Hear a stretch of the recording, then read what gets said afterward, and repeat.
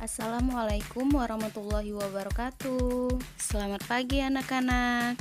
Apa kabarnya hari ini? Semoga kita semua selalu diberikan kesehatan oleh Allah Subhanahu wa taala. Alhamdulillah, hari ini kita dapat belajar kembali. Sudah siap untuk belajar hari ini? Siapkan dahulu buku-buku pelajaran kalian ya. Sebelum kita memulai pembelajaran, marilah kita berdoa terlebih dahulu. Semoga ilmu yang kita dapat hari ini dapat bermanfaat. Baik, kita mulai pelajarannya ya. Hari ini kita memasuki subtema 3. Peduli terhadap makhluk hidup, pembelajaran 1. Subtema 1, hewan dan tumbuhan di lingkungan rumahku, pembelajaran 1. Sebagian besar masyarakat Indonesia mengkonsumsi nasi sebagai makanan pokok. Apakah kamu tahu nasi berasal dari beras? Dan beras berasal dari padi. Mari kita mengenal padi. Bacalah teks berikut ini dalam hati. Pahami isinya dengan baik.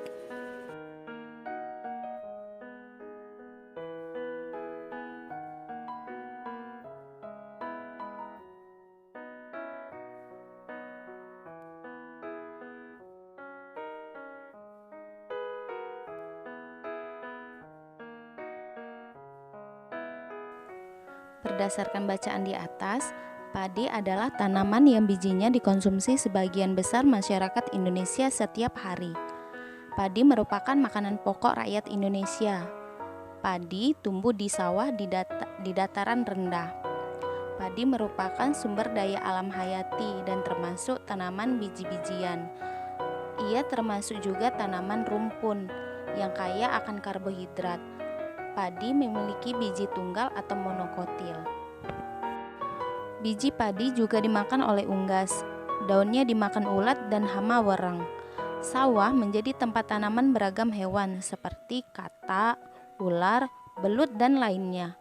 Kulit padi dimanfaatkan untuk sampo, untuk prakarya, dan untuk bahan bakar. Padi merupakan sumber mata pencarian oleh petani. Mari kita jawab beberapa pertanyaan berikut ini.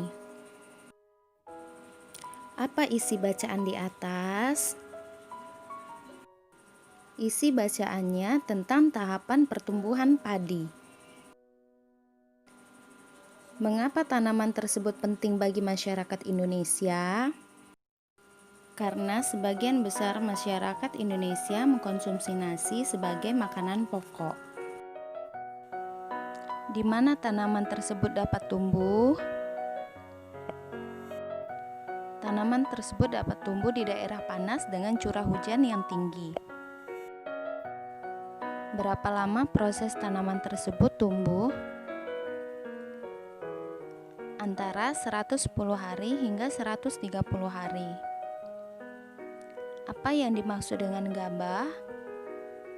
Gabah adalah bulir padi yang terbungkus dalam sekam kulit padi.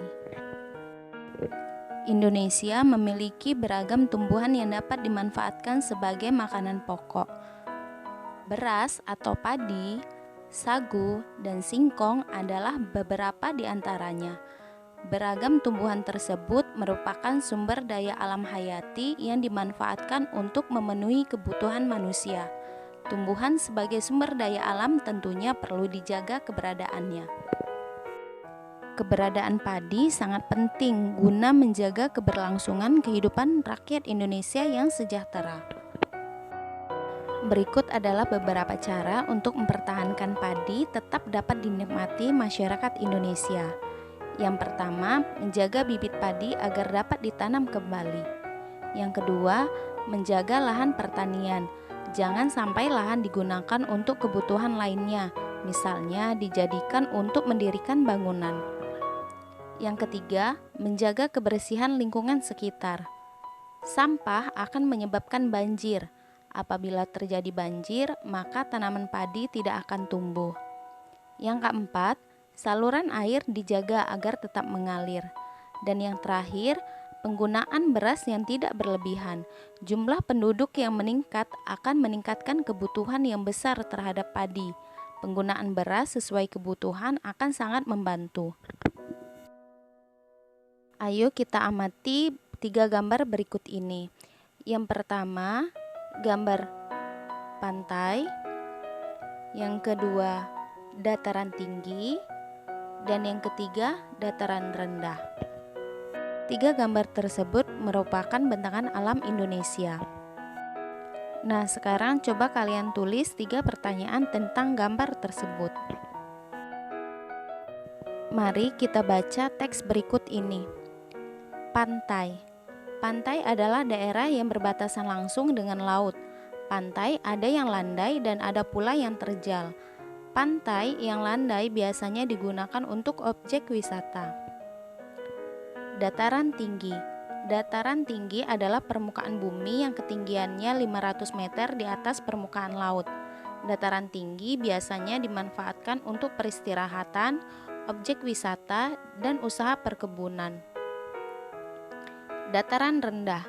Dataran rendah adalah permukaan bumi yang datar dengan ketinggian kurang dari 200 meter dari atas permukaan laut.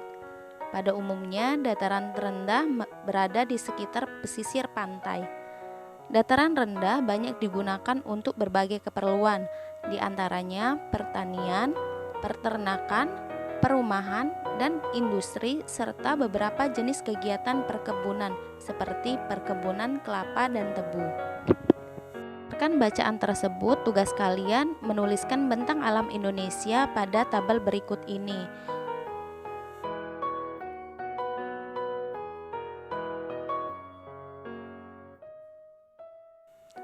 Tugas kalian hari ini yang pertama, membuat 3 pertanyaan berdasarkan gambar pada halaman 4. Yang kedua, melengkapi tabel karakteristik bentang alam Indonesia, pantai, dataran rendah, dan dataran tinggi pada halaman 6.